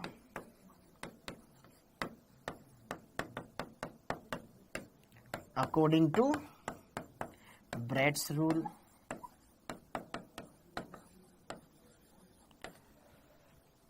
तो आपको दोस्तों इनमें से किसी भी एक कंपाउंड पे डाउट हो तो बता सकते हो, ये क्यों नहीं दर्शा रहा, ये क्यों नहीं दर्शा रहा, ये क्यों नहीं दर्शा रहा, ये क्यों नहीं दर्शा रहा। किसी भी कंपाउंड को लेकर कोई दुख, तनाव, कष्ट, पीड़ा, तकलीफ, परेशानी, झिझक, झुंझुनाहट कुछ भी हो बता सकते हो। क्यों नहीं दर्शा रहे? क्योंकि ये अनुनाद में भाग ले रहा है। तो एकल बंध में द्विबंध के लक्षण आ जाएंगे, मजबूत हो जाएगा बंध। समझ में आया? इस कार्बन ने इसका दामन थाम रखा है कि नहीं जाने दूंगा मैं तेरे को जब तक है जान। ठीक है, ना तू SN1 देगा ना तू SN2 देगा, नहीं देने दूंगा मैं तेरे को। ठीक, ओके, समझ में आया क्या? तो एल्किल हैलाइडों की क्रियाशीलता समझ में आई। कौन सा एल्किल हैलाइड आराम से SN1 देगा, कौन निकलेगा, कौन नहीं निकलेगा, क्यों नहीं निकलेगा, कौन ज्यादा क्रियाशील, कौन कम क्रियाशील, ये क्लियर हो गया माइंड में? ओके, SN1 के बारे में इतनी बातें ही। अब देखो ध्यान से अगली बात, विलायक का क्या रोल है ना। अब देखो तुम्हें विलायकों के बारे में जो हमने GOC में पढ़ा था उनका क्या रोल है। Point number 5, point number 6, point number 6, solvent का नेचर, विलायक की प्रकृति, विलायक की प्रकृति।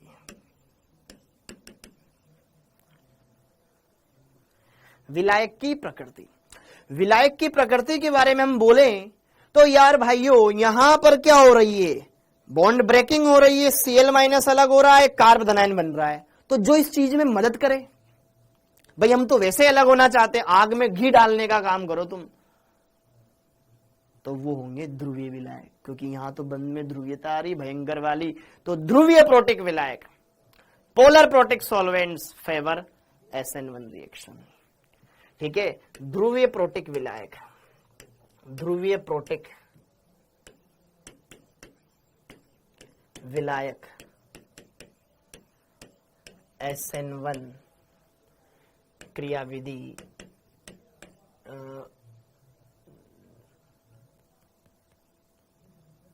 मिटा दो इसको, ऐसे लिखवा दूं।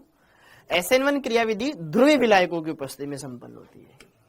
SN1 क्रियाविधि या SN1 अभिक्रिया, कुछ भी बोलो इसको, ठीक है। SN1 अभिक्रिया या SN1 क्रियाविधि ध्रुवीय विलायक, ध्रुवीय प्रोटिक, ध्रुवीय प्रोटिक विलायकों की उपस्थिति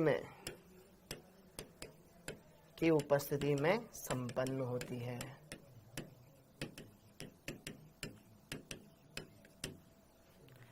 क्योंकि ये इनके आयनन को बढ़ावा देते हैं, क्योंकि यह आयनन की मात्रा को बढ़ाते हैं।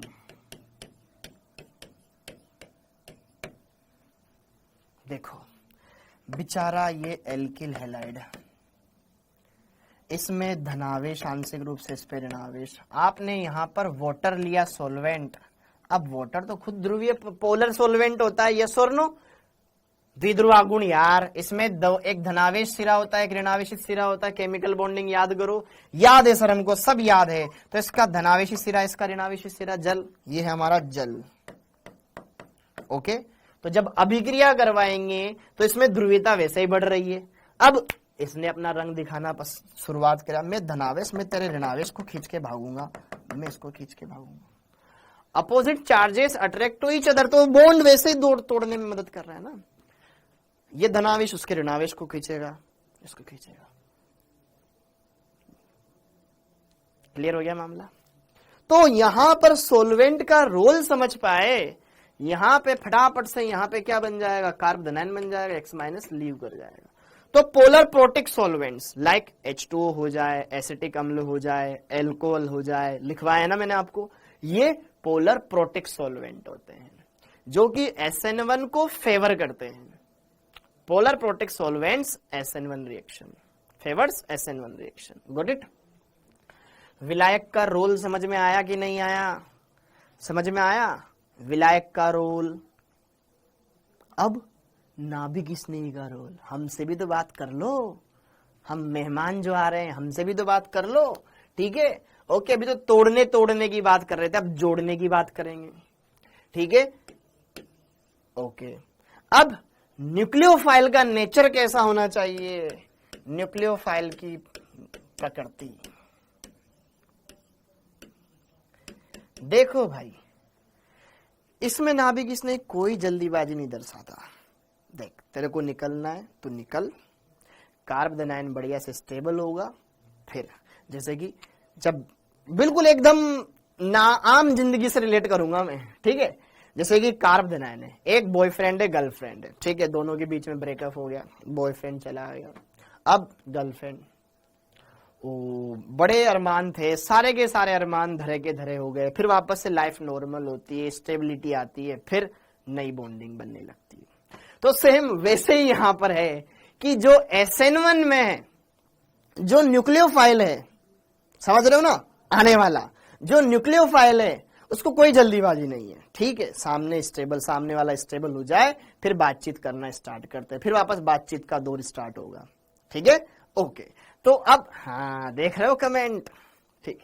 ओके, तो न्यूक्लियोफाइल यहां पर एकदम कम क्रियाशील है, वीक न्यूक्लियोफाइल है, दुर्बल नाभिक इस नहीं है। पहले आप हेलोजन निकलेगा, कोई जल्दीबाजी नहीं है, हेलोजन निकलेगा, आराम से कार्बोनाइन बनाओ, स्टेबल हो, फिर देन हम आप जुड़ सकते हैं, ठीक। ओके, तो न्यूक्लियोफाइल, अब ये तो शादी वाली कंडीशन ही होती है ना, ठीक है। हाँ, कोई बात नहीं, कोई जल्दीबाजी नहीं है, ठीक है। जब लड़का लड़की राजी तो फिर देन सारी बात। ओके, तो नाभिक स्नेही की प्रकृति, वीक न्यूक्लियोफाइल, दुर्बल नाभिक स्नेही, दुर्बल नाभिक स्नेही SN1 अभिक्रिया दर्शाते हैं।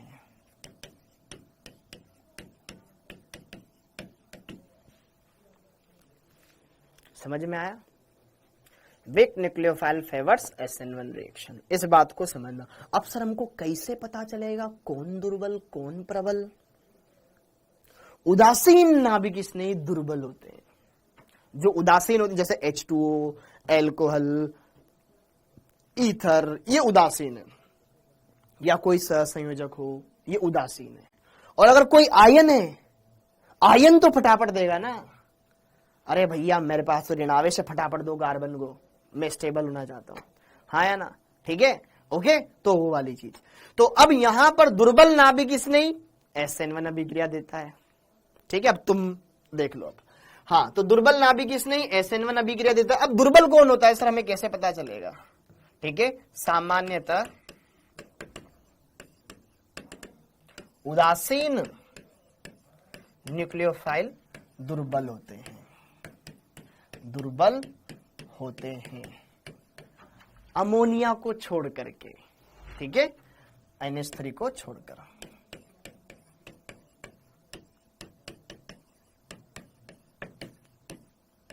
क्योंकि ये अगर H+ को दे सकता है तो कार्बन को क्यों नहीं दे सकता? क्षारीय गुण पढ़ा है ना हमने, क्षारीय गुण पढ़े इसके, क्षारीय गुण नाइट्रोजन क्षारीय गुण दर्शाया, तुरंत H+ को दे देता है, तो कार्बन को भी दे देगा, कोई ज्यादा यहाँ पे ज्यादा लोड है ही नहीं, ठीक है। ये प्रबल होता है, ये नाभिक स्नेही भी प्रबल होता है। ओके, H2O दुर्बल, एल्कोहल दुर्बल, ठीक। ओके, समझ आया, ठीक मामला। तो न्यूक्लियोफाइल का नेचर देख लिया, एल्किल हैलाइड कैसा होना चाहिए वो देख लिया हमने, नविलायक कैसा होना चाहिए वो देख लिया, नाभिक स्नेही कैसा होना चाहिए वो हमने देख लिया। अब कुछ और बातें, ठीक है। अगला पॉइंट, त्रिविम रसायन,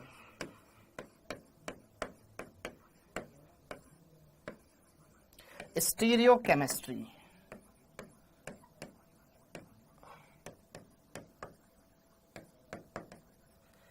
स्टीरियोकेमिस्ट्री, त्रिविम रसायन।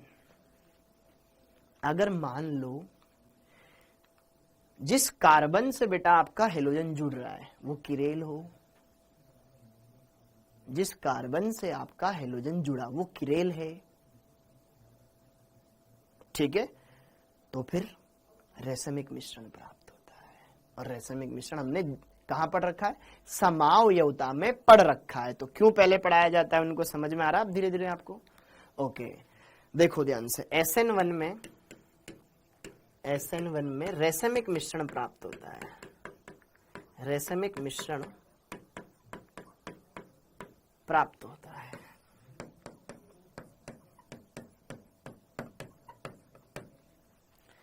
SN1 में रेशमिक मिश्रण प्राप्त होता है।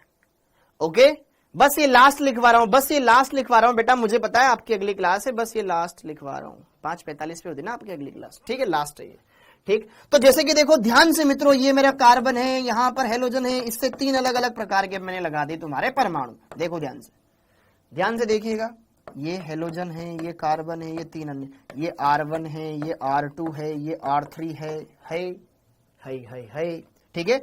ओके, ये है किरेल, क्या ये किरेल। जब नाभिक स्नेह पर जुड़ेगा तो क्या होगा मित्रों, क्या होगा सर, जब नाभिक स्नेह पे जुड़ेगा तो यहां पर ये नाभिक स्नेह आगे से भी जुड़ सकता है, पीछे से भी जुड़ सकता है, क्योंकि कार्बोदनायन बनाएगा बीच में, कार्बोदनायन समतली हो जाएगा, और समतली हो जाएगा, देखो हेलोजन निकलेगा, कार्बोदनायन बनेगा। कार्बोदनायन कैसा होता है, समतलीय, समतली। अब नाभिक स्नेह अबव द प्लेन भी अटैक कर सकता है, बिलो द प्लेन भी अटैक कर सकता है, आगे से भी अटैक कर सकता है, पीछे से भी अटैक कर सकता है, above the plane, below the plane, दोनों केस पॉसिबल है या नहीं है। तो जैसे ही न्यूक्लियोफाइल यहां पर रिलीज होगा तो यहां पर ये बन गया आपके पास एक प्रोडक्ट, तो ये अगर ये किरेल है बेटा, ये बन जाएगा यहां पर केस पॉसिबल, ठीक है। तो यहां पर यौगिक तो बना, लेकिन ये किरेल है, अपना दर्पण प्रतिबिंब भी बनाएगा।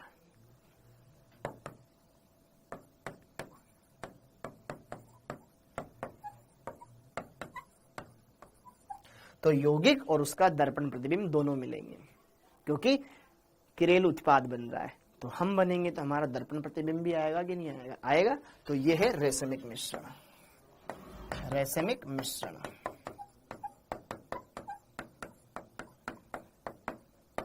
और रेशमिक मिश्रण कैसा होता है, ऑप्टिकली इनएक्टिव, प्रकाशिक निष्क्रिय।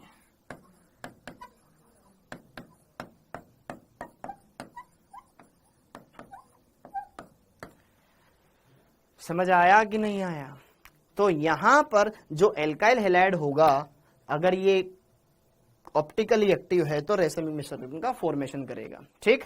ओके, अब अगली कहानी आपको बाद में देख लेना, ठीक है। लास्ट टॉपिक और बताना है, बट वो मैं बाद में बता दूंगा।